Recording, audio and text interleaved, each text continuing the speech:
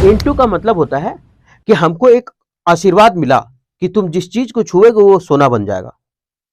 ठीक, तो चेंज किसे होगा? जैसे हम मान लेते हैं अपना माइक को छुए, ये सोना बन गया, तो चेंज इनटू गोल्ड। क्यों? क्योंकि इसका स्थिति ही बदल गया, कचकाड़ा से हो गया सोना। अगर यूरोप दे दिया, इन यूरोप, अगर कोई छोटा जगह रहता तब वहां करते हैं हम एट का प्रयोग करते हैं। अभी हम पढ़ेंगे क्लोज टेस्ट। ये जो क्लोज टेस्ट है वो सीजीएल में पूछा गया है, सीजीएल में 2019 में, पीटी में, पीटी का है कि मेंस का है, शायद पीटी का होगा।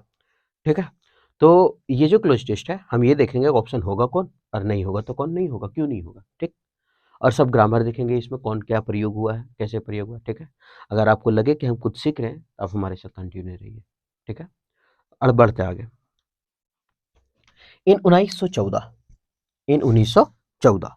अब यहाँ सबसे पहली बात इनका प्रयोग है और 1914 लिखा है। इनका प्रयोग क्यों है? क्योंकि आप याद रखिएगा कि ईस्वी के नाम के पहले इनका प्रयोग होता है और महीना के नाम के पहले इनका प्रयोग होता है। लेकिन लेकिन लेकिन दिनों के नाम के पहले, डे के नाम के पहले क्या प्रयोग होता है? ऑन का प्रयोग होता है। जैसे हम अगर लिखे तो on Monday, on Monday, on Sunday, ऐसे।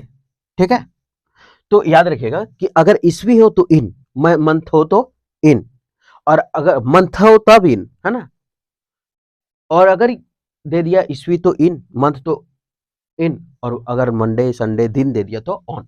लेकिन मंडे संडे में सिंस भी कभी कभी लग जाता है, लेकिन कब? जब आप उसका हिंदी करिए, से अगर निकलता है, तक अगर निकलता है, अगर तक हिंदी निकलता है तब। जैसे स्कूल मंडे को खुलेगा, मंडे को खुलेगा तो school will open on Monday, लेकिन स्कूल मंडे तक बंद रहेगा तो school will closed since Monday, school Monday तक बंद रहेगा। तो जब तक का मीनिंग निकले तो सिंस लगाना है, और जब को का मीनिंग निकले तो ऑन लगाना है, और ईस्वी में इन लगाना है, मंथ में इन लगाना है।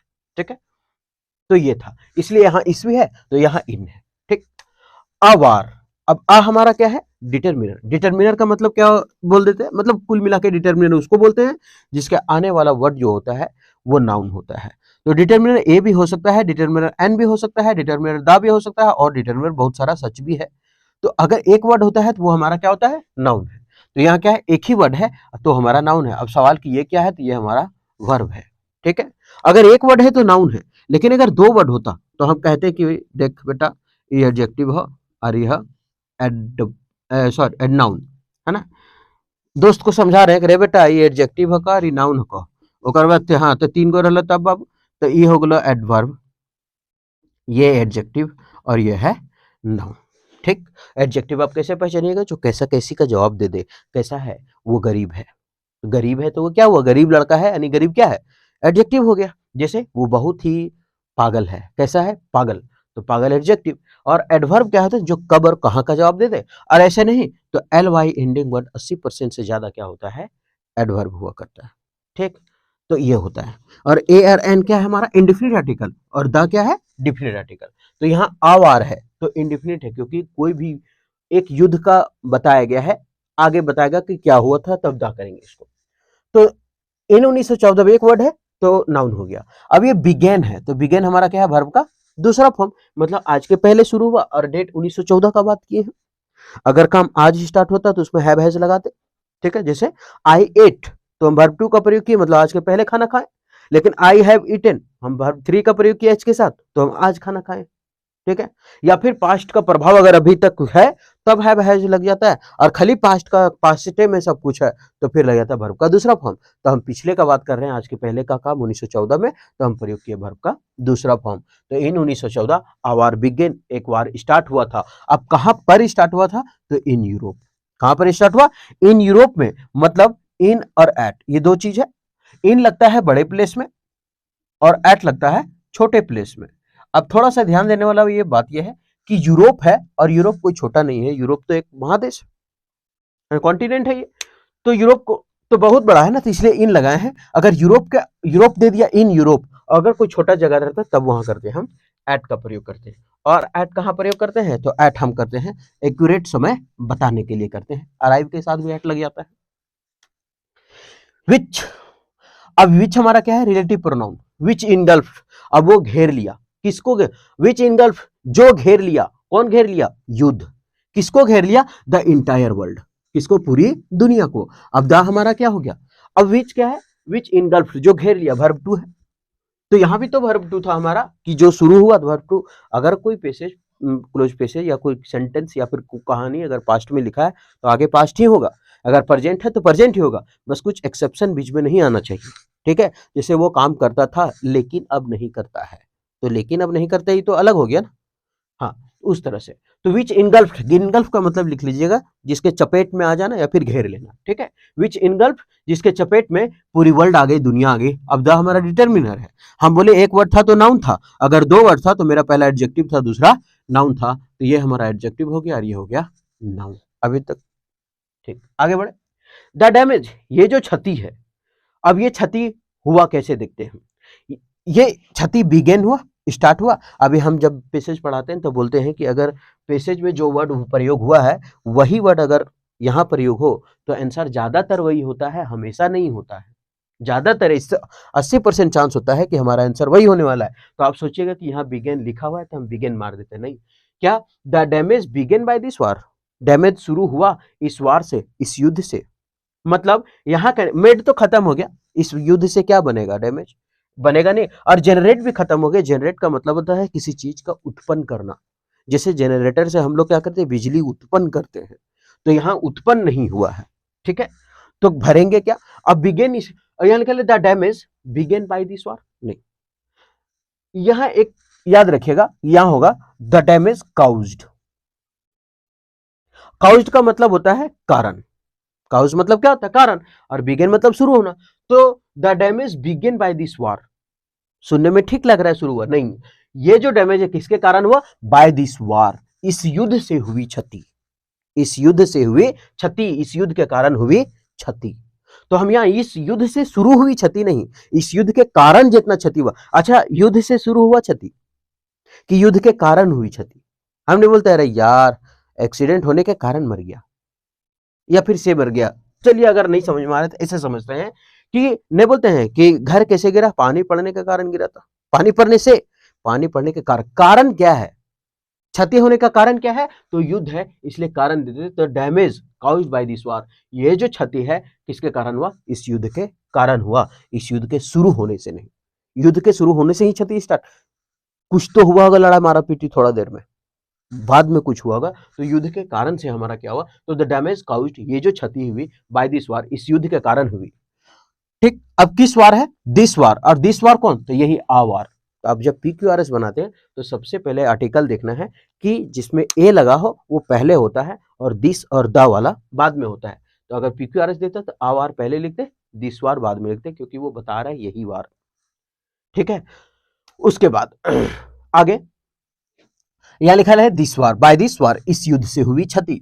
अब हैज है, अब याद रखिएगा, war has no precedent in history. क्या लिखा है? By this war has no precedent in history, आज के पहले ऐसा कभी भी मिसाल नहीं हुआ है। प्रेसिडेंट का मतलब होता है अभूतपूर्व। प्रेसिडेंट का मतलब क्या होता है? अभूतपूर्व। इसका मतलब होता है कि इतिहास में आज के पहले ऐसी क्षति नहीं हुई है, ये कह रहा है। तो has no precedent in history. आगे बढ़े, उसके बाद लिखा हुआ है कि द ईयरलियर वार्स, पहले के वार, तो एडजेक्टिव हो जाएगा ये और ये हो जाएगा नाउन। द ईयरलियर वार्स, जो पहले के वार थे, आज तक ऐसा कभी मिसाल पैदा नहीं हुआ है। अब भरते हैं क्या होगा? ऑन द ईयरलियर वार। आप याद रखिएगा इस चीज को कि हमेशा इन द ईयरलियर होता है, इन द ईयरलियर, पहले के शुरू हुए में, इन द ईयरलियर। ठीक, अगर हम ऑन द ईयरलियर बोलते, ऑन क्या होता है? पर का सेंस देता है। ऑन क्या होता है? पर का सेंस देता है। अगर हम बोले ऑन द ईयरलियर वार्स, पहले के युद्धों पर, तो ये तो ऐसे ही सेंटेंस गलत कर रहा है ना, ऑन होगा नहीं। अच्छा, अभी जब हम एट का कहानी बता रहे थे तो बताएं कि एट छोटे प्लेस के लिए लगता है या फिर कोई समय के एक्यूरेट समय बताने के लिए लगता है। तो यहाँ कोई चीज तो है नहीं है एट द ईयरलियर वार्स। ठीक, तो अब बचा इन और इनटू, इन और इनटू। तो ये इन है और ये इनटू है, थोड़ा सा समझ ले। ये इन तब लगेगा ना, ये इनटू तब लगेगा जब उसका स्टेट में, उसका स्थिति में बदलाव होगा, जब उसका स्थिति में बदलाव होगा, स्थिति में, स्टेट में बदलाव उसका होगा। बता रहे कैसे होगा। और इसमें स्थिति में बदलाव या फिर कोई भी स्टेट में बदलाव नहीं होगा। जैसे इनटू का मतलब होता है कि हमको एक आशीर्वाद मिला कि तुम जिस चीज को छुएगे वो सोना बन जाएगा, ठीक। तो चेंज किसे होगा, जैसे हम मान लेते हैं अपना माइक को छुए ये सोना बन गया, तो चेंज इनटू गोल्ड, क्यों, क्योंकि इसका स्थिति ही बदल गया, कचकाड़ा से हो गया सोना। तो इसका मतलब स्थिति बदल रहा है, जब स्थिति बदल रहा है तो इनटू का प्रयोग करते हैं, ठीक है। नहीं, जैसे हम अभी पानी में हैं, सॉरी हम अभी जमीन पर हैं, I jump into the river, क्यों, क्योंकि हम पहले, मेरा स्थिति बदल गया, हम पहले ठोस में थे अब लिक्विड में चले गए, तो जंप्ड इनटू द रिवर। लेकिन अगर बोलेंगे कि हम कूद रहे हैं, मैदान में कूद रहे हैं, तो मैदान में कूद रहे हैं तो कहीं जा रहे हैं, स्टेट बदल रहा है नहीं, तो वहां होगा इन। ऐसे पानी, मछली पानी में ही उछल रही है तो in water, fish jump into the, sorry in the water. अगर हम बोले ना कि fish jump into the water और बोले fish jump in the water, दोनों सही है। कैसे सही है, दोनों मीनिंग समझना होगा, कैसा सेंस लिखा हुआ है। अगर बोले कि fish jump into the water, इसका मतलब फिश बाहर ठोस में थी, जमीन पर थी, इनटू द वाटर छलांग लगाई तो पानी में गई, ठोस से कहां गई, लिक्विड में गई।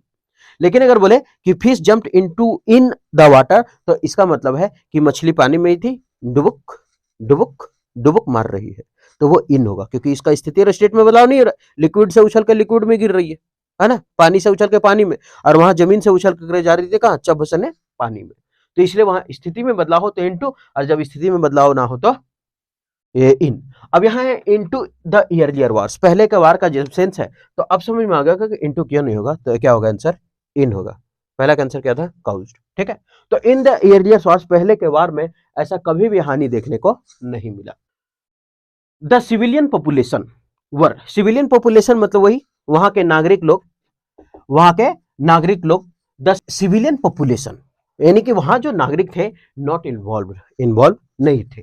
अब क्या इन्वॉल्व नहीं थे, फाइनली इन्वॉल्व नहीं थे, फाइनली तो लास्ट होता है, फाइनली का मतलब चलो फाइनल, हम लोग फाइनली कब बोलते हैं, लास्ट में, अंत में, चलो यार फाइनली काम हो ही गया, ऐसे बोलते हैं ना, तो लास्ट में इन्वॉल्व नहीं थे, ठीक। तो लास्ट में क्या, अगर इन्वॉल्व रहते तो फिर क्यों लिखता कि civilian population were not involve, तो फाइनली क्यों लिखता, फाइनली गलत हो गया।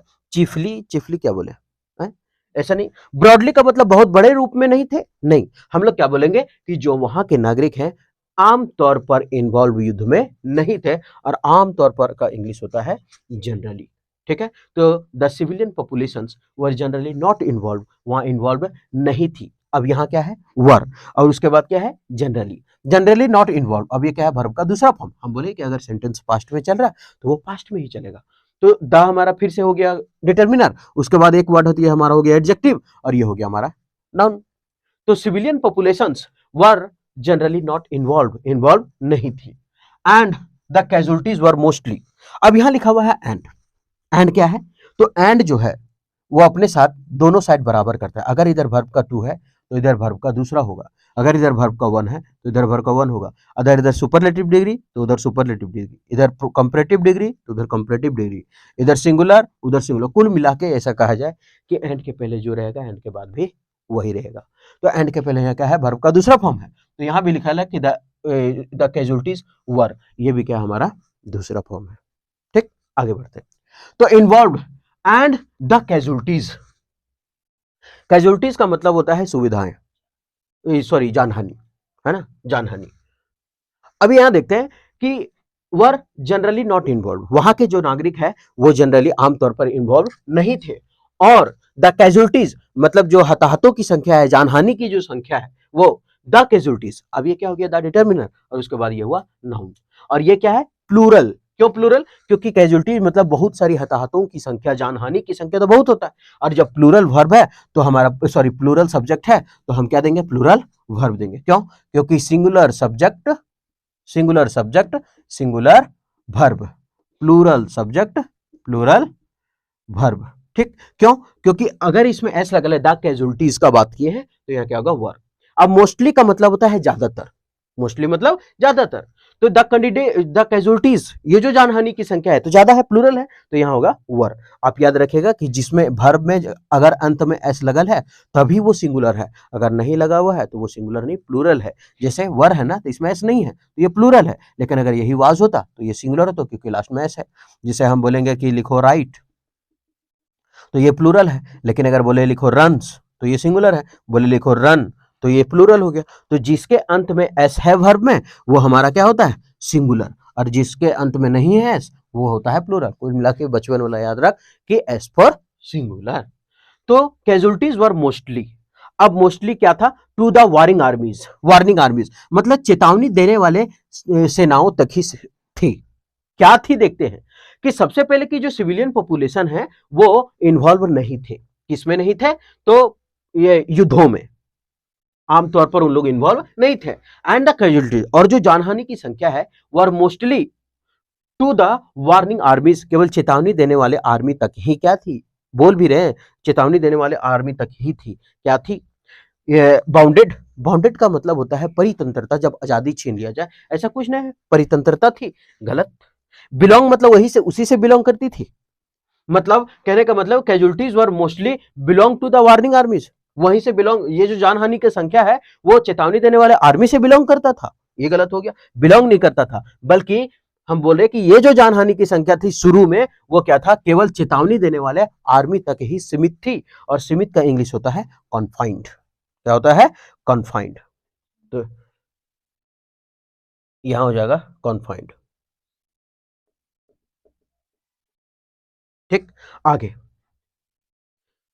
कॉन्फाइंड टू, अब याद रखिएगा कॉन्फाइंड अपने साथ अधिकतर टू का प्रयोग करता है। ठीक है, तो confined to the warning armies. ठीक, अब टू है, टू टू बता रहा है कि किसको, तो वार्निंग आर्मीज। लेकिन अगर टू किसी को बताता नहीं तो टू के बाद क्या आता, वर्ब का पहला फॉर्म आता। लेकिन अगर टू के बाद बी आता तो फिर क्या होता था, वर्ब का तीसरा फॉर्म। तो ये हमको बताता कि आप एक्टिव वॉइस में है, और ये हमको बताता कि आप पैसिव वॉइस में। ठीक है, लेकिन यहाँ टू किसी को बता रहा है, टू वार्निंग आर्मीज। ठीक, दवार, ये जो हम क्या बोले कि अगर आवार है, अगर उसको हम स्पेसिफाई करने लगे तो फिर क्या होगा उसका, दावार। ठीक, दिस द है ना, तो दावार बिगेन, ये शुरू हुआ इन 1914, तो ये इन 1914 वार बिगेन। ठीक है, ये शुरू हुआ था। टोटल वार मतलब ये जो वार 1914 में हुआ एक पूरा संपूर्ण वार बन गया, एक टोटल वार बन गया। क्या बन गया, एक संपूर्ण युद्ध बन गया। ये युद्ध एक संपूर्ण युद्ध बन गया, in which all the resources of the warring states were mobilised. अभी एक मिनट समझते हैं, यहां बढ़ेंगे क्या कि द वार, ये जो युद्ध है, सबसे पहले वाट काट देंगे, क्योंकि वाट बिगेन इन 1914, क्या 1914 में शुरू हुआ, हम तो शुरू से पढ़ रहे हैं कि 1914 में प्रथम विश्व युद्ध शुरू हुआ, और सबसे पहले अगर वाट हम भरे तो फिर आगे क्वेश्चन मार्क होना चाहिए, नहीं है, खत्म हो गया। हुम बताता है किसको, हुम डू यू नो, तुम किसको जानते हो, तो बपक जानते हैं, तो हुम किसको का सेंस नहीं, द वार हुम बिगेन, एक युद्ध किसको स्टार्ट हुआ या जिसे स्टार्ट हुआ, ये तो नहीं होगा। अब हु किसके लिए लगता है, तो मानव में प्रयोग होता है हु, जब आदमी का बात करते हैं तब, है ना, जैसे हु आर यू, तुम कौन हो, तो डब्ल्यूएच में भी प्रयोग हो जाता है ऐसा। या फिर जब हम रिलेटिव प्रोनाउन में भी प्रयोग करते हैं तो आगे देखते हैं कि अगर कोई मानो ही सी इट प्रोनाउन इस सब का प्रयोग किया गया है तब हम हु का प्रयोग करते हैं, तो हु भी नहीं होगा, क्योंकि यहाँ दवार को बताना है, जब दवार को बताना है तो हमको क्या करना पड़ेगा, विच का प्रयोग करना पड़ेगा। ठीक है, और यहां भी विच जो है ना, वार इन विच। ठीक है, तो यहाँ विच हो, वार के लिए क्या करना पड़ेगा, विच, विच बिगेन जो शुरू हुआ, विच बिगेन जो शुरू हुआ इन 1914 में, वाज अ टोटल वार, एक संपूर्ण युद्ध था, इन विच ऑल द रिसोर्सेस, जहां पर सभी संसाधन, ऑल, ऑल का थोड़ा सा कहानी समझ ले। अच्छा, इन हमारा प्रीपोजिशन है, और ये प्रीपोजिशन के बाद वर्ब का कैसा फॉर्म आता है, वर्ब का चौथा फॉर्म आता है। लेकिन अगर वर्ब, अगर प्रीपोजिशन के बाद अगर कुछ ना रहे तो इसका मतलब है आगे नाउन होगा, अगर वर्ब ना रहे तो आगे नाउन होगा, आगे प्रोनाउन होगा, आगे कोई भी चीज ऑब्जेक्ट होगा। ठीक है, उसके बाद ऑल के बारे में समझ लेते हैं। ये ऑल के बाद ना हमेशा, मतलब हमेशा नहीं, अगर द लगाना हो तो ऑल के बाद लगाना है, लेकिन अगर होल रहे तो होल के क्या लगाना है, पहले दा लगाना है, होल के पहले दा लगाना है। लेकिन अगर यही बोथ रहे तो उसके बाद दा लगाना है। ठीक है, ऑल द, बोथ द, ये सभी चीज होता है, लेकिन एक ही चीज है खाली, होल, होल के क्या करना है, पहले दा लगाना है। ये दोनों में कंफ्यूज नहीं होगा। अल्फाबेट अगर पढ़ के देखिए तो सबसे पहले ए बी सी डी आता है, उसके तो पहले ए आएगा, फिर टी आएगा, फिर यहाँ पढ़ तो पहले टी आता है, फिर डब्ल्यू आता है, याद हो गया। ठीक है, और बोथ के बाद क्या था, फिर से बी पढ़, फिर से टी पढ़, मतलब कुल मिलाकर सब खेल कहाँ टिकल है, अल्फाबेट में, जो पहले आया वो पहले होगा। ठीक है, ऐसा। हाँ, एक हो गया ये, और एक, अगर ऑल के बाद कोई गिनने वाला नाउन है, काउंटेबल नाउन है, तो उसके साथ हम प्लूरल का प्रयोग करेंगे। लेकिन अगर ऑल के बाद नहीं गिनने वाला है, अनकाउंटेबल है, तो उसके साथ सिंगुलर का प्रयोग करेंगे। तो लिखा है ऑल द रिसोर्सेस, और यहां प्लूरल लिखा हुआ है क्योंकि हम रिसोर्सेस को तो गिन ही सकते। तो ऑल के बाद का दा का प्रयोग करल है, और रिसोर्सेस है प्लूरल है, तो ऑल द रिसोर्सेस सभी संसाधन। अगर सिंगुलर होता ऑल इज वेल, सिंगुलर ही तो है, अब वेल को तो हम नहीं गिन सकते, अच्छाई को, तो ऑल इज वेल होता है, ठीक है। इसीलिए तो all the resources of the warring state. Warring state का मतलब होता है युद्धरत राज्यों में, जो युद्ध में लगे हुए हैं राज्य, वहां पर स्टेट्स वर मोबिलाइज, मतलब वहां क्या किए गए, जुटाए गए। क्या किए गए, वहां जुटाए गए। तो all the resources of the warring state, जितना भी संसाधन था जो युद्धरत राज्यों में, सभी सामान क्या किए, जुटाए गए।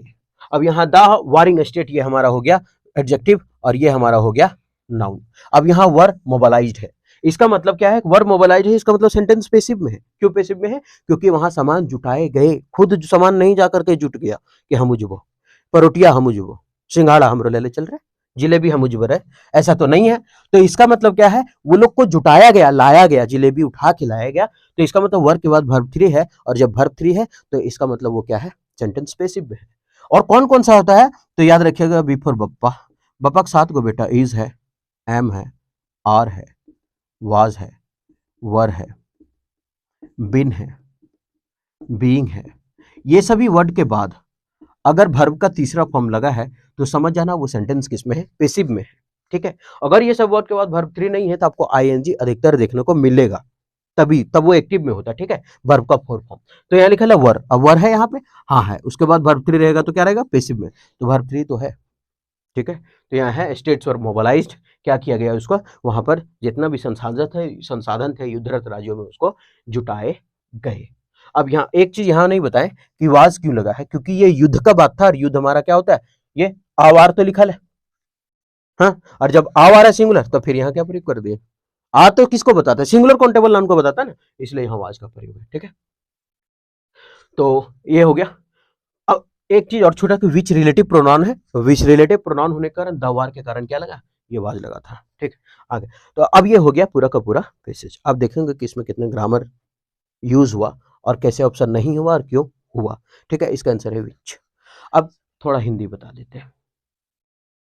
इन 1914 अ वार बिगेन इन यूरोप, 1914 में एक यूरोप में क्या हुआ, युद्ध शुरू हुआ। विच इनगल्फ, जो अब ले लिया अपने चपेट में, द इंटायर वर्ल्ड, पूरी दुनिया को। द डैमेज काउज्ड, ये जो क्षति हुई बाय दिस वार, इस वार के कारण, has no precedent in history, आज तक ऐसा इतिहास में कोई मिसाल नहीं है। इन द अर्लियर वार्स, पहले के युद्धों में, इसलिए इन है। द सिविलियन पॉपुलेशन, ये जो सिविलियन पॉपुलेशन है मतलब नागरिक जो है, वहां के नागरिक जो है, वर जनरली नॉट इन्वॉल्व, आमतौर पर इन्वॉल्व नहीं थे। And the casualties were mostly confined, और जो कैजुअलिटी सुविधाएं थी, सॉरी जानहानि जो थी, कैजुअलिटीज जानहानि से, वर मोस्टली कॉन्फाइंड, वो सीमित था कहां तक, टू द वार्निंग आर्मीज, जो चेतावनी देने वाले आर्मी थे, वहीं तक जानहानि होता था, नागरिकों को नहीं मारा जाता था उस समय, थोड़ा पहले। द वार विच बिगेन, एक वार जो युद्ध स्टार्ट हुआ, विच उसके लिए, वार के लिए, 1914 में, वाज अ टोटल वार, मतलब एक युद्ध छड़ा संपूर्ण वार बना। इन विच ऑल द रिसोर्सेज, जहां पर सभी जो संसाधन है, ऑफ द वारिंग स्टेट्स, युद्धरत राज्यों में, वर मोबिलाइज्ड, जुटाए गए, ठीक है। ये था पूरा का पूरा क्लोज पैसेज। तो उम्मीद करते हैं कि ये पैसेज ठीक लगा होगा, अच्छा लगा होगा, ठीक है। अगर लगा कि हम कुछ सीखे हैं तो आप हमारे साथ कंटिन्यू रहिए, ठीक है। तो फिर मिलते हैं नेक्स्ट वीडियो में।